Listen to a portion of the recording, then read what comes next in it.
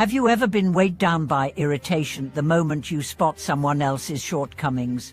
Have you wondered how you might transcend reactive blame and transform inner turmoil into serene clarity? Welcome back to the channel. Today we are diving into how to meet others' imperfections with both compassion and wisdom, so that your mind may remain unshaken and free. In this exploration, we will first uncover two core insights from our source decks. Perceiving an other's flaw is a mirror reflecting our own latent judgments and expectations. By cultivating self-reflection and empathetic understanding, we disarm negative speech and preserve our own peace. From the outset, when you notice someone else's misstep, be it a harsh word, a careless oversight, or impatience, you instinctively recoil. You may criticize, blame, or inwardly resent them. Yet every time you do, you reinforce the inner friction of anger or disappointment. These responses not only fracture relationships, but also sow seeds of disquiet in yourself.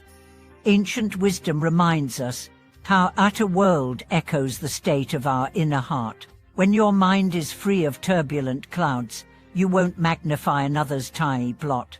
Conversely, if your own heart is heavy with unprocessed frustration, even the smallest imperfection in others can spark a tempest within you. So the first step isn't to chastise the other, it's to turn the lens inward. Ask yourself, what expectation of mine went unmet? What impatient habit or unkind thought is seeking release? This self-inquiry is not an exercise in self-flagellation, but an invitation to grow. As you recognize your own blind spots, you naturally soften your judgment of others. Every human bears the weight of ignorance and conditioned patterns. We err, we falter, we repeat habits born of prior causes. To hold someone's fault against them without understanding is like striking a trapped animal. It only invites further suffering on both sides. True compassion rises when we acknowledge that behind every flaw lies a story of fear, of past wounding, of unmet needs. Imagine someone bursts out in anger at you. Your knee-jerk reaction may be to counterattack, but if you pause, breathe, and reflect, you might sense their hidden pain or stress. Your empathy disarms hostility. You respond with calm words, perhaps offering a listening ear, and in doing so you preserve harmony and protect your own tranquility from wrath's contagion. Our speech is a powerful force. Harsh words diminish both speaker and listener, depleting our own reservoir of goodwill. In Buddhist teachings, it's said that careless speech burns merit. Every time we indulge in negative gossip or criticism, we diminish our own inner resources. By choosing silence or kind speech instead, we cultivate merit and goodwill, thereby nurturing an untroubled heart. When the sting of another's flaw triggers you, employ a simple remedy. Pause, inhale deeply, and repeat inwardly, "May I see this with compassion." Frame the other person not as the enemy, but as a fellow traveler bearing burdens. You might even offer a silent blessing, "May you find peace beyond this pain." Such an attitude not only eases your own distress, but also plants seeds of healing in the other's field of consciousness. Acceptance of imperfection is not resignation, it is a wise act of self-care. By embracing others' foibles with understanding, rather than resisting them, you avoid needless friction.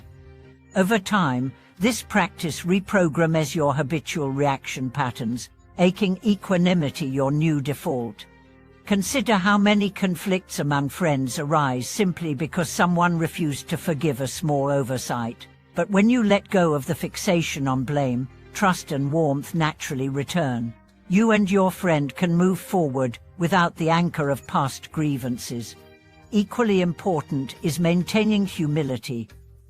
Every time you judge someone else, remember that you too harbor unrecognized faults. If you can extend to yourself the same compassion you offer another, you free yourself from self-loathing and open a channel for genuine transformation. I once knew a colleague whose impatience often flared in meetings, alienating many. Instead of slamming the door on him, one team member privately asked, What's weighing on you today? That simple show of care melted his defensiveness. He opened up about personal stresses, and the team rallied around him. By choosing compassion, they diffused tension, and he, in turn, became more mindful of his words. Every challenge in relating to others is a mirror reflecting an invitation to self-growth. When irritation surfaces, ask, what is this teaching me? What habitual pattern am I still unconsciously reenacting? Such questions turn friction into fertile soil for inner wisdom. Throughout our lives, people will display their imperfections, sometimes glaringly so, across personal, professional, and public arenas. We cannot control them, but we can master our response. By illuminating our own triggers and cultivating an attitude of generous understanding, we shield our peace and even uplift others in the process. So whenever you encounter a flaw, yours or another's, let it catalyze introspection rather than complaint. Embrace it as an opportunity to strengthen your compassion muscle and sharpen your wisdom's edge. In doing so, you transform potential conflict into deep tranquility. Now I'd love to hear from you. How have you turned someone's flaw into a chance for empathy? Share your story in the comments below, and let's grow together. If you found these insights helpful, please subscribe for more reflections on inner peace, and give this video a like to support the channel. Until next time, may compassion guide your heart, and wisdom light your path.